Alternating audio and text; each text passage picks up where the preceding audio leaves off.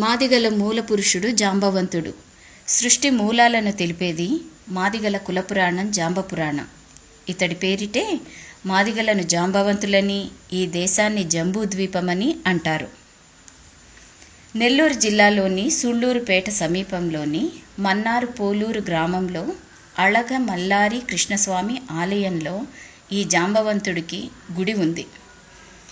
మాదిగల కులదేవత మాతంగి. మాతంగి పదమే కాలక్రమంలో మాదిగ పదంగా మార్పు చెందిందని చరిత్రకారుల నిర్ధారణ. ఆదిమ జాతులైన మాదిగలకు కులదైవంగా ప్రాచీన కాలం నుంచి పూజలు అందుకుంటోంది ఈ తల్లి. ఆంధ్రజాతి గర్వించే పూర్ణ ఘట పటం ఇది. విదిక అనే చర్మకారుడు 1వ శతాబ్ది నాటి అమరావతి స్తూపానికి దీనిని దానం చేశాడు. దీనిని ఆంధ్ర రాష్ట్రం రాజచిహ్నంగా స్వీకరించింది. ఈ శాసనానికి ఇంగ్లీష్, తెలుగు అనువాదాలను హైదరాబాద్లోని ఉమ్మడి ఆంధ్ర రాష్ట్ర సచివాలయం ఎదుట చూడగలం. కనిపించేది మాదిగవాణి దుర్గం.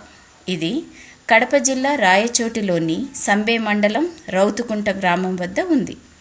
1100 సంవత్సరాల క్రితమే ఇది ఒక మాదిగ సైన్యాధిపతిది. మందిరం, వంటగది, శివాలయం, భటుల గది, కోట, కోనేరు ఈ శిథిలాలలో కనిపిస్తూ ఉన్నాయి. కోటకు వెళ్ళే దారి ఇది. ఇది ఆ రోజుల్లోనే మాదిగ వీరుడు, ఆ వీరుడికో దుర్గం ఉంది అంటుంటే జాతి ఎంత గర్వంగా భావిస్తుంది. ఈ సైన్యాధిపతి కోటలోని శిథిలం కాకుండా ఉన్న శివాలయం భాగమిది. ఈ సైన్యాధిపతి తర్వాతి కాలంలో రాజయ్యాడు. కడప జిల్లా రాయచోటిలోని చిన్నమన్యం మండలం చాకిబండ గ్రామంలోని అక్కులమ్మ కొండ మీద ఇతని కోట ఉంది. కోట ప్రాకారం ఇది. కోట శిథిలాలివి. ఇక్కడ ఉన్న సరస్సును అక్కదేవతల కొలను అంటారు. ఈ సందర్శనీయ స్థలం జాతి ఒకనాటి ఔన్నత్యాన్ని చెప్పే ఈ కోటను సంరక్షించుకోవలసిన బాధ్యత జాతిది, రాష్ట్రానిది, దేశానిది కూడా. తెలంగాణలోని భువనగిరి సమీపంలోని కొలనుపాకు గ్రామంలో మఠం ఉంది. ఈ మాదిగ మఠాన్ని జాంబవ మఠం అని కూడా అంటారు. ఇక్కడ గోసంగి పురాణం తాళపత్ర గ్రంథాలలో మనకు లభిస్తుంది. కాటంరాజు దగ్గర ఉన్న మాదిగ వీరుడు బీర్నీడు సిద్ధిరాజుతో చేసిన యుద్ధాన్ని బీర్నీడు యుద్ధం అంటారు.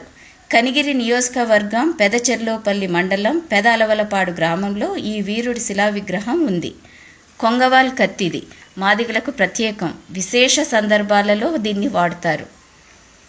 ఆ రోజుల్లో మాతంగి దేవత పూజారులుగా మాతమ్మలను ఏర్పరచడం ఉంది.